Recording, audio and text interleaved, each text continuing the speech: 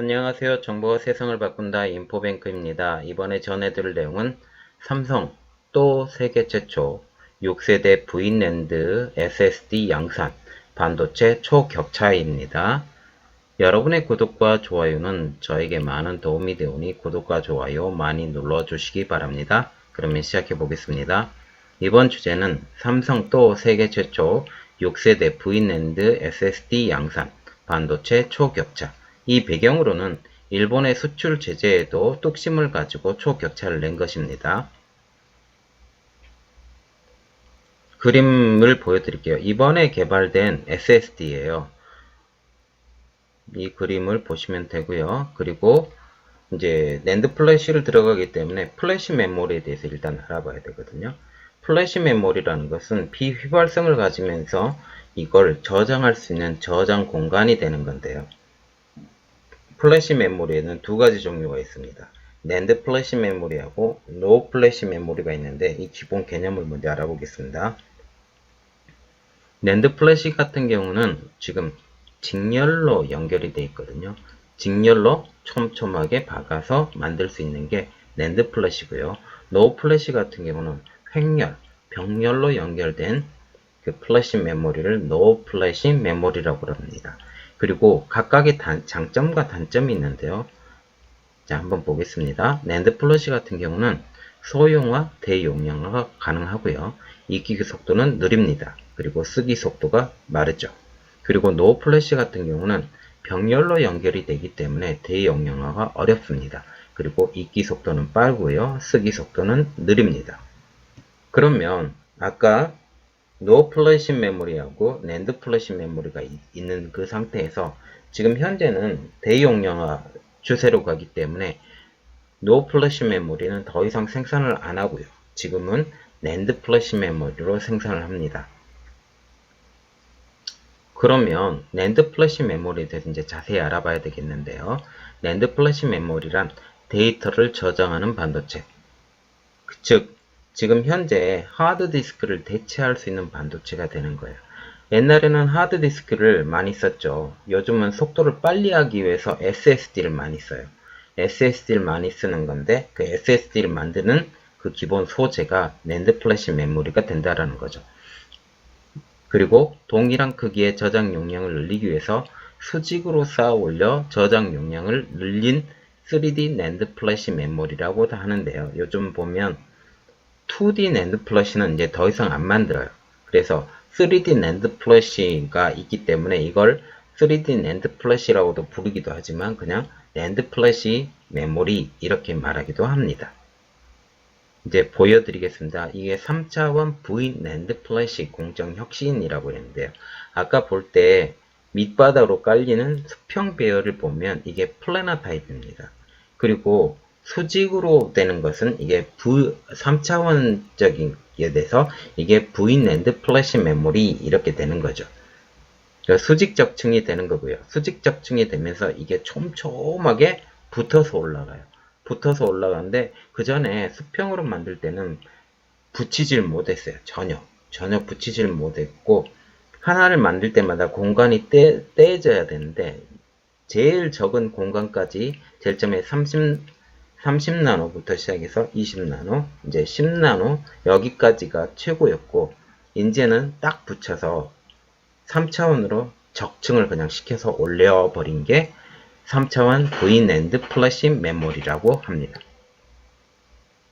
이번에 삼성이 초격차 승부수를 냈는데요.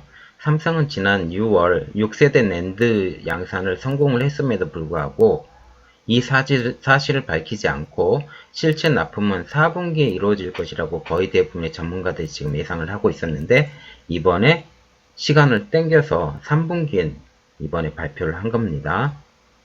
이렇듯 삼성이 초격차 승부수를 이 시기에 열린 이유는 알아보면 최근 반등하고 있는 낸드 플래시 시장 때문입니다.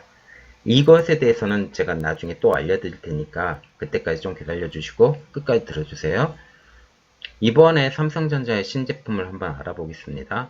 세계 최초로 반도체의 공정 미세화의 한계를 극복한 6세대 256GB 3비트 V 낸드 기반으로 한 기업용 PC SSD를 양산해서 글로벌 PC 업체에 공급을 한 겁니다. 이렇게 되고요. 그 다음에 여기서 중요하게 생각해 봐야 될 건 3비트라는 거죠. 6세대하고 3비트를 일단 기억을 해 두시고 이제 보겠습니다. 자, 지금 보면 삼성전자가 V-NAND 세계 최초 양산 기록해서 2013, 14, 15, 16, 17, 18 빼고 19년도 지금 1세대, 2세대, 3세대, 4세대, 5세대, 6세대 이렇게까지 된 거죠. 그 다음에 2013년도 같은 경우는 MLC로 만들었고 2014년도는 3비트, 3비트, 3비트, 3비트 이렇게 만들었죠. 그 3비트가 뭐냐면 3비트가 TLC예요. MLC는 2비트짜리예요. 2비트짜리하고 3비트짜리가 어떤 건지 제가 나중에 또 설명을 해드릴게요. 자, 보시면 낸드 플래시 구분해서 1비트, 2비트, 3비트, 4비트 이렇게 나오잖아요. 1비트는 싱글 레벨 셀이라고 해서 1비트, 2비트는 멀티 레벨 셀이라고 해서 2비트, 3비트는 TLC라고 해서 트리플 레벨 셀, 그리고 4비트는 쿼드라 레벨 셀 이렇게 되죠. 우리가 기본적으로 우리 생각을 해봐야 될 게 반도체를 만드는 것은 이진법을 써요. 이진법을 쓰기 때문에 0, 1밖에 되질 않아요. 그래서 이게 0, 1이 있으면 이게 1비트예요. 그리고 이 1비트 안에 들어가 있는 공간을 다시 두 개를 또 넣으면 이게 2비트가 돼요. 다시 한 공간에 또 두 개를 넣으면 3비트가 되고요. 또 3비트의 한 공간에 다시 두 개를 넣으면 4비트가 돼요. 이렇게 돼서 1비트에서는 우리가 이진법을 보면 2의 1승을 보면 2가 되죠. 그리고 2비트는 2의 2승, 2 곱하기 2가 되기 때문에 4개가 되는 거고요. 3비트 같은 경우는 2의 3승, 그래서 2 곱하기 2 곱하기 2가 되기 때문에 8개. 그리고 4비트 같은 경우는 2의 4승, 그래서 2 곱하기 2 곱하기 2 곱하기 2 곱하기 이렇게 2가 4번 나오는 것이 되기 때문에 16번, 16개 이렇게 생각하시면 됩니다. 나중에 트리플 TLC만 나오는 게 아니라 QLC도 나올 수도 있어요. 이것에 대해서 이제 우리가 또 생각을 해봐야 되고, 지금 대중화된 것은 TLC가 제일 대중화가 많이 돼 있습니다. 그래서 지금 나온 제품도 TLC, QLC보다 속도가 더 빠르다는 말이 있어서 지금 TLC로 많이 하고 있는데, 장기적으로 보면 용량을 아주 늘려야 될 경우가 있으면 QLC를 또 쓸 수 있습니다. 그걸 생각해 두시고 나중에 만약 QLC가 나오더라도 그걸 당황하지 말고 그렇게 생각하시면 됩니다. 그래서 이번 제품의 의의를 한번 보겠는데요. 이번 제품은 지난해 6월 달에 5세대 96단 V-NAND 기반의 SSD를 양산한 지 14개월 만에 6세대를 양산을 한 겁니다. 그러면 V-NAND라는 것은 아까 수직 적층을 했던 게 V-NAND라고 그랬는데요. 설명을 해드리겠습니다. V는 vertical이라는 의미고요. vertical은 수직이라는 영어 단어입니다. 평면이 아닌 3차원으로 반도체를 쌓아 올린 것을 말을 하는데, V-NAND는 적층 단계에 따라서 세대를 구분을 하는데요. 아까 볼 때 6세대라고 했잖아요. 그러면 6세대는 어디에 속한지 한번 보겠습니다. 4세대는 64에서 72단을 4세대, 5세대는 96단을 5세대, 그리고 삼성전자가 이번에 6세대 V-NAND를 했는데 구체적인 단수는 아직 가르치지 않았어요. 그런데 SK하이닉스가 128단을 지금 만들었거든요. 128단을 만들었기 때문에 업체에서도 이 제품을 128단으로 지금 추정을 하고 있는 중입니다. 그러면 V-NAND가 단수가 높아지면 몸값이 좋아진다고 그랬잖아요. 그리고 저장 용량도 늘어난다고 그랬잖아요. 이 저장 용량이 늘어나는데 이 단수가 높을수록 어떤 일이 벌어지냐면 생산성이 좋아져요. 그리고 두 번째로는 용량을 빠르게 끌어올릴 수가 있죠. 그리고 이것에 대해서 또 단점이 또 발견이 되는데요. 단점이 뭐냐면 층간 절연 상태가 불안정합니다. 왜 그러냐면 단수가 많아지기 때문에 이것을 전부 다 절연 상태를 다 만들어줘야 되고 공간을 빈틈이 없이 만들어줘야 되기 때문에 절연 상태가 불안정하고요. 두 번째로는 셀 최상단에부터 최하단까지 전자가 이동하는 거리가 길어져서 동작 오류가 지금 증가를 하게 되는 겁니다. 그리고 삼성전자가 공개한 6세대 VNAND의 특징이 뭐냐면 기존 5세대보다 속도가 10배가량 빠른데요.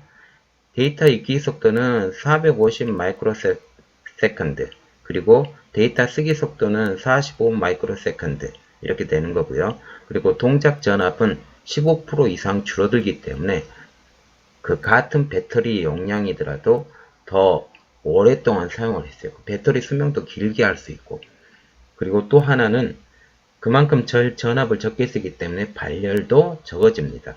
그래서 저 전압을 쓰고 저 발열을 쓰는 기구에게 더 좋은 기계가 되겠죠. 그리고 일반적인 컴퓨터에 들어가도 마찬가지로 이게 저전압을 쓰기 때문에 많이 좋습니다. 그리고 생산성은 20%가 늘었고요. 그리고 세계 최초 6세대 SSD 양산인데요. 이 의미를 보면 지난 6월 달에 SK하이닉스에서 6세대 128단 VNAND를 양산을 시작을 했습니다. 이것에 비해서 삼성전자는 6세대 NAND를 사용해서 최초 SSD를 공급을 하는데요. 이 의미가 다른 게 저기 6세대 128단 VNAND까지 양산은 가능한데 이것을 조합을 해서 SSD를 만들어야 되기 때문에 이게 더 좋은 기술입니다. 그러면 기술 격차가 좀 있다라는 것을 생각하시면 되고요. 이번 SSD의 기술적 가치를 한번 보겠는데 100단 이상의 셀을 한 번에 뚫는 단일 공정을 이번에 채택을 했습니다. 이 기술을 통해서 속도 생산성 절전 향상이 벌어지고요. 그리고 똑같은 데에다가 구멍을 똑같이 뚫기 때문에 전력은 똑같은 구멍으로 통과하고 그 모든 것들 때문에 효율이 전체적으로 다 높습니다. 또 뭐가 있냐면 100단 이상의 셀을 한 번에 뚫으면 그 의미에 대해서 알아보면 삼성전자는 이 단일 공정을 통해서 3번만 쌓아도 300단 이상의 초고적층 차세대 VNAND를 만들 수 있기 때문에 제품 생산 주기를 더 단축시킬 수 있습니다. 이게 무엇을 뜻하냐면요. 지금 128단만 만드는 게 아니라 이것을 해서 256단, 그 다음에 그 더 큰 단수의 VNAND를 만들 수 있다라는 거죠. 이것을 한 번, 두 번, 세 번 뚫어서 똑같은 위치에 똑같이 뚫어서 들어가기 때문에 더 좋은 NAND 플래시를 만들어 갈 수 있는 기초를 다졌다라는 게 굉장히 중요한 겁니다. 그러면 이번 제품의 사용 분야를 한번 봐야 되겠는데요. 사용 분야는 차세대 프리미엄 스마트폰. 왜 그러냐면 일단은 저전력이고 저발열이고 그렇기 때문에 이게 적합하고요. 그렇기 때문에 글로벌 모바일 랜드 시장을 다른 업체보다 SSD가 더 먼저 나왔기 때문에 선점할 수가 있어요. 그리고 두 번째로는 기업용 서버의 고용량화가 가능하고요. 그리고 세 번째로는 자동차 시장에도 가능합니다. 이번에 삼성의 낸드 플래시와 D램의 점유율을 한번 봐야 되겠는데요. 낸드 플래시 같은 경우는 29.9%로 세계 1위, 그 다음에 D램 분야도 42.7%로 1위. 그래서 낸드 플래시 가격이 지금 상승해서 지금 양산을 발표했다 그랬잖아요. 그 내용을 한번 보면 낸드 범용 128GB 16 곱하기 8 MLC가 7월 말 평균 4.01달러가 되고, 그리고 6월 대비 2.04%가 지금 상승했답니다. 이것은 23개월 만의 반등이고요. 이렇듯 낸드 가격의 상승이 저절로 되진 않았을 거 아니에요. 지금 공급량이 너무 많아서 재고가 많다 그러는데 이 재고가 많은 걸 떨어버리기 위해서 어떤 일들이 벌어졌는데 그것 때문에 낸드 가격이 오른 거죠. 그리고 그것의 이유 중에 하나가 한국이 그 일본의 수출 규제가 걸렸다라는 겁니다.